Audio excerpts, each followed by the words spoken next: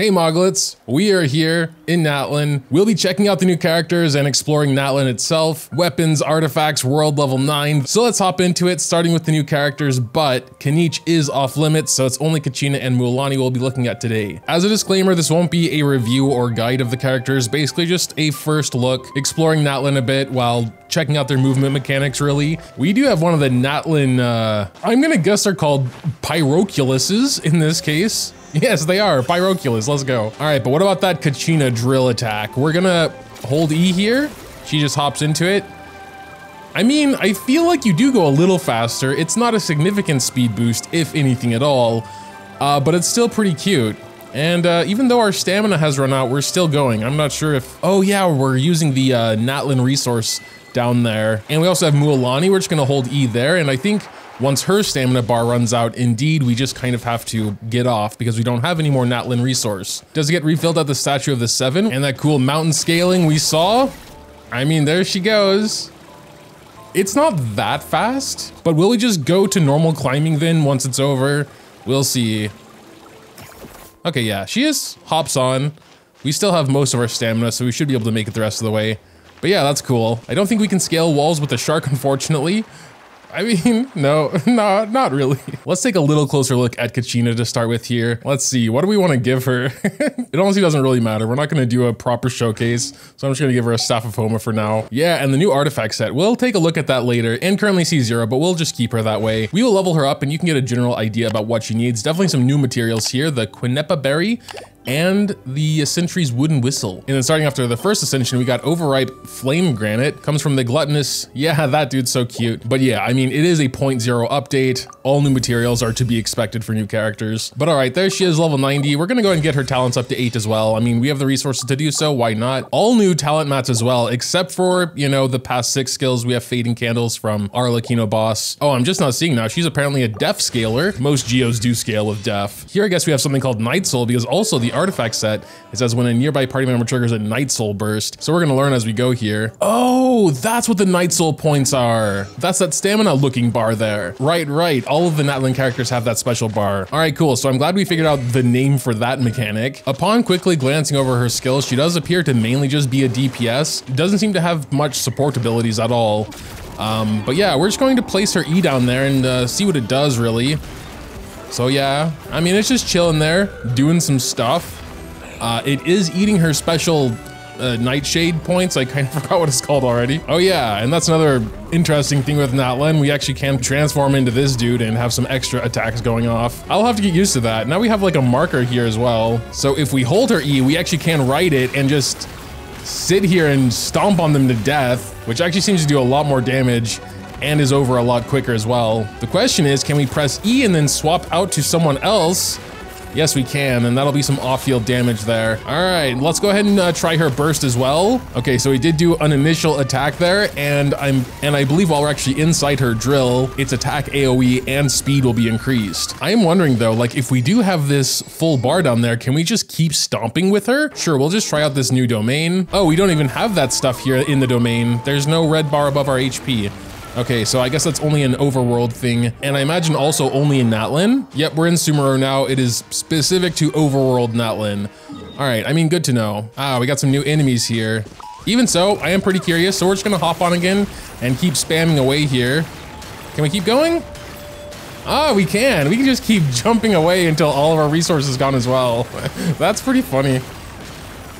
Okay. I mean, yeah, you're probably gonna want to use like Natlan characters in Natlan, but yeah, there's a quick look at Kachina. Obviously nothing super in depth. We'll save that for the real showcase coming later. Let's go ahead and switch our attention over to Mualani, seeing what kind of materials she needs. The same whistles Kachina needs, so if you want to raise them both, you're gonna have to fight a lot of Saru form tribal warriors. And then the plant-like material, we have Spray Feather Gill, and she'll need the other boss material. Not that that really matters, I suppose. Let's also go ahead and raise her talents up to 8. Oh, interesting. She needs needs an older weekly boss material for past level 6, Lightless Maz from the Narwhale. I thought for the most part, new character equals the newest weekly boss materials, but I guess there is some exceptions sometimes. And there we go, they're all level 8 now. She does seem to be mostly an HP scaler, and I don't think I've ever seen that high of a multiplier with HP scaling, almost 100% there. And I think, yep, definitely over 100% max HP at max. Yeah, and as I kind of thought, I don't think her normal attack's actually going to be that important because it doesn't even scale with HP here. Pressing the normal attack button while you're actually riding the shark makes it scale with HP, but it's still just going to be using the Surf Shark Wave Breaker multiplier here, Sharky's Bite. It will be considered normal attack damage, so, you know, normal attack damage percent buffs will still be nice. Just, again, I don't think it was important to raise this talent. Her burst, thankfully, is just an attack. Very big multiplier there, but it's just an attack. She can further increase her burst damage if other party members are triggering Night Soul bursts. Oh, okay, this tutorial didn't pop up, but it's important to know what a Night Soul burst is. It's actually very simple. You have to have at least one Natlan character in your team, and then when any character deals elemental damage to an opponent, a Night Soul burst will be triggered. The more Natlan characters you have in your team, the shorter the cooldown on this Night Soul burst is. 18, 12, or 9 seconds. Does it do any extra damage?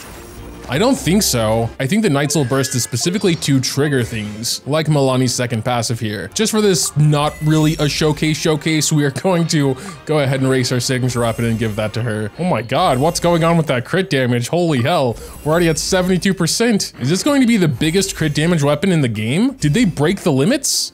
Oh no, it's 88.2. That's the same as we've already had with a few others. Oh yeah, Nuvolats. We are definitely gonna be leaving it at R1 though, but I guess while we're here, let's take a look at that passive. So HP increased by 20%, yeah, makes sense. The rest of the passive basically boils down to a stacking normal attack damage increase. You gain the stacks by doing Vaporize and you use them by doing normal attacks. We always have our weapon video, so we'll go more into depth a little bit later on that. I mean, we do have an enemy here, so we're just gonna do that, and I guess, sure.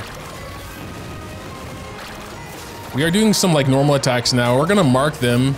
Oh no, right, we don't have any Phlogiston, whatever the hell it's called.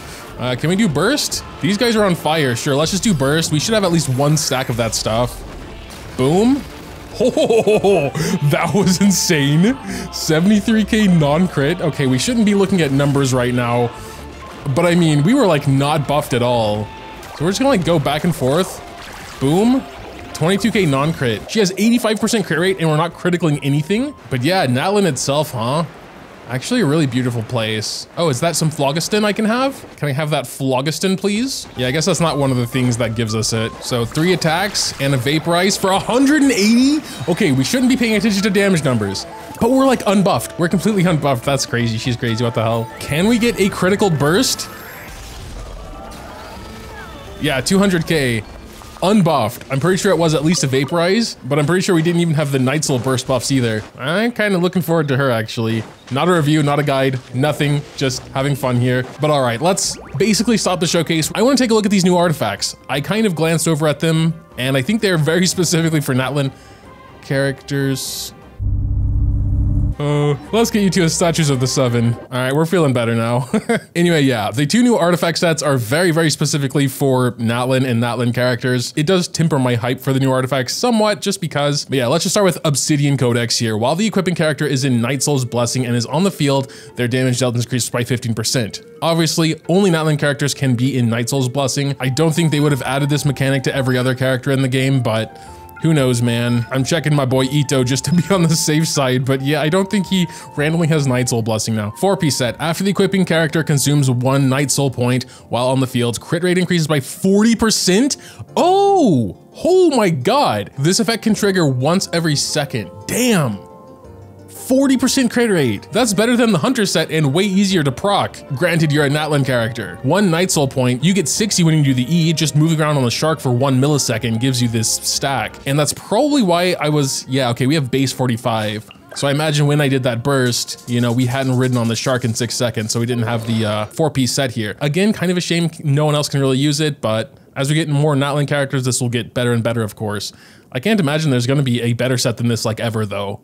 The 40% crit rate. But yeah, let's take a look at Scroll of the Hero of Cinder City. The 2-piece set actually can be used by pretty much anyone. You just recover 6 energy when someone triggers a Night Soul burst. So at the end of the day, especially if you're not in a team with 3 other Natlan characters and you have 12 to 18-second cooldown on it. It's pretty meh, I guess. And then the 4-piece set. After the equipping character triggers a reaction related to their elemental type, all nearby party members gain a 12% elemental damage bonus for reaction proximate elemental types for 15 seconds. If I were to guess what reaction proximate means, we'll take Kachina in this case. She's Geo, she can do crystallize, right? So perhaps if she makes a hydro crystal, that would be hydro and Geo that gets buffed in this case. That's my best guess, honestly. If the equipping character is in the Night Soul's Blessing state, when triggering this effect, all nearby party members gain an additional 28% elemental damage bonus for reaction proximate elemental types for 20 seconds. In a way, when she's built like this, she does become kind of a buffer. It's like 40% elemental damage bonus if you can manage it right. It's just kind of funky that in her talents, she doesn't support in any sort of way. So it's really just the artifact set carrying. But yeah, those are the two new artifact sets. Obviously, Obsidian Codex is the one I'm way more hyped for. This one just sounds kind of complicated. What I kind of want to do now is go to world level 9. So yeah, we're just going to jump straight into world level Ascension here. I guess this is what everyone would have to do, I think, but could be because I'm on the creator experience server, who knows. So yeah, we do kind of have to go through a domain here. I hope I'm doing the right thing, but I guess we'll see. They're level 100. Wait, what? They have red numbers, just Hilichurls. That's so creepy. Okay, level 100 Hilichurls. Am I gonna get one shot? I want to see how much damage they do to my Zhongli, actually. Let me get hit. Come on. Okay, not too bad. I mean, it's just Hilichurl arrows after all. Let's see here, though. So we're gonna pass by 3 times and then hit him. Damn, one-shotted it, not even criticaled. Oh man, this is crazy. It's like floor 12 Abyss all the time, everywhere. All right, here we go. We have Binny's Burst. I think the damage is reduced if you hit 2 of them. Oh damn, that was still a lot of damage though. We can go ahead and do our burst as well. Sure, why not? They unfortunately didn't have pyro on them anymore. We actually can't dilly-dally here. We have 3 enemies to defeat after this guy and only like a minute and a half left to do it. So can you die now, please? Thank you. Yeah, Kachina's not doing that much damage, honestly, but I didn't really think about her build. All right, let's get those 3 stacks again. Boom. Yeah, that's incredible damage. We can actually do a couple of them here. And her burst while we're still in Binny Ring. I think that should work. We probably would need Shanling or something to keep the pyro on because we can do multiple attacks there. Okay, we gotta really get serious now. We have 45 seconds. That would be so embarrassing if we actually failed. If this crits, I think we got it. Okay, we have like 7 seconds left, but it doesn't matter. But look at that, world level increased to 9. Sick. Are all enemies gonna be walking around just being level 100 now though? Let's look at that Whopper Flower. Oh no, just 90. Okay. Maybe the world bosses though, and that's another thing I wanted to check out, like, can we actually get like 3 to 4 now? Or is it maybe just guaranteed 3? That would also be, a big upgrade. Sure, let's check out this new boss. This boss is level 103 though. There's never been a level 103, I think. Maybe a bow character would have been better for this. That's probably gonna be more powerful. 266, there we go. All right, let's see here. Then it is 3. I guess we're gonna have to kill a lot of world bosses to make sure it doesn't go up to 4 now. But yeah, for now we're just gonna go back to my typical team so I can speed through it quickly. 3, we'll do it like 5 more times. We'll also just go around to different bosses. I don't think there's a test run in the creator server to quickly like refresh the thing or get the boss back, basically. Definitely a little tankier though, these bosses. That took 3 Nuvolette beams, and we also got 3 materials. Forgot how annoying this guy is with the Nuvolette team, lol. That is actually 4. I kind of wasn't expecting it, actually. I was hopeful, but it's 4. Look at that. That must be one of the biggest changes Genshin has made, like, in the past 4 years. Hell yes. The chances, I have no idea. We will develop a feeling for that once Natlan comes out and actually farm, but we're going to stop because we don't need to anymore. I didn't hear about any other significant changes when it comes to world level 9. Like, I don't think we have any higher difficulty for like artifact domains or something. Maybe they will add that eventually. That would be cool. Yep, no, just 1 through 4 as usual here. But who knows? I mean, since they did actually give us world 9 after 4 years, anything is possible at this point. I did also want to try the new artifact stuff, but I'm not sure if it's just not here yet in the creator server. I know there's a special menu specifically for salvaging. I went back to the special program to look at it, but I wouldn't know where I would find that. Oh, and I think I just realized something else by rewatching the special program. When they actually went to go salvage, it was also only 3 and 4. There was no 5 stars here. I don't know if you can still select them manually, but like, in this case, currently, if we go to destroy, we only get Mora for it still. I checked the blacksmith, I checked the alchemy table, there was nothing there, so I think it's just not here yet. And the other thing, unfortunately, is also not here. They picked it up in chapter 4 of In Battle, the special artifact item you get from here to create an artifact with, you know, the main stat and 2 substats you choose. That thing is just not here. It should be here when 5.0 officially launches though. How about the plant tracking function though? Oh wait, go to collect? Oh, there it is. Look at that, it just gives you some locations. And as long as you have Kachina or whatever in your team, you should be able to find them pretty easily after that. So we're gonna try it. And there's the hand on the map. Ooh, there's actually several. Maybe this is just like a good spot for them. 1, 2, 3, 4, 5. Oh yeah, they're just everywhere in the circle. Okay, 6, 7, 8, 9, 10. Collection completed. And then the circle goes away and a new one pops up. There was definitely only 3 here. It shows you a lot, if not just maybe all of them. I don't know, but however it works, it's actually even better than I thought it would be, especially if they start designing the game around having clusters like this, which, you know, is true for a lot of plants already, but not all of them. I wonder how it would work with scarabs because they are incredibly separated. First, I would actually need to find one, unfortunately, because I don't think you can track it until you have at least one. In this case, we would want a Sumeru specialist, which I honestly forgot who that is. Ah, Tignari, that's right. These scarabs apparently don't pop up. But anyway, now that we have one, we should be able to track it with the go to collect button. And yeah, there they go. They'll have little dotted outlines, I guess, if they're underground. And yeah, there he is. Hey, and they actually found a place with more than one, apparently, somewhere. No hands are popping up because these scarabs are so annoying. I don't know why that is like that. And I guess based on the radius of the circle, you can kind of tell, like there's probably only one here and here, but at least 2 over here. All right, I mean, I think this will make just general farming so much more pleasant. Having actually used this, I think this might be my favorite feature. Like in all of 5.0, not having to always pop out an interactive map. Okay, I was about to make some excuses about how I don't have time to actually pick up every plant to make sure it actually shows all of them or to confirm that it doesn't, but forget that. I am super curious and I want to know that right now and I don't want to wait until it actually launches. So there are some plants that are very easy to get all of them, like the silk flowers, they're only in a couple spots, but it needs to be one where they're a bit spread out at least so I can make sure it's not just like a circle limit, you know what I mean? And I think dandelion seeds are spread out enough so we can make sure. According to the interactive map, there are 56. So we'll see if we actually have 56 at the end of this. Over there is our first dandelion seed. And here we go. I'm just gonna condense this to a beep montage, so be right back. Beep. Imagine hilichurls being a new entry. Beep. Ugh, don't show me that one. That one's so annoying to get to. Beep. Honestly, at this point, I think it's safe to say, but I'm gonna finish it. Beep. Also, it's cool. No matter how far you zoom out, the blue circle stays there. Beep. It didn't say anything this time. I think that was the last one. I didn't get the pop-up message. Oh no, there are still 2, but these are the last 2 because I didn't get the message. Beep. This should be the last one. Collected in all recommended areas complete. Wait, all recommended areas? That really felt like all of them. So now what we have to do is actually compare. The interactive map says there's 56 and we got 53. Maybe those last 3 are just in even more annoying spots to get to, that it's just not worth it. Man, I've really been looking around trying to find those.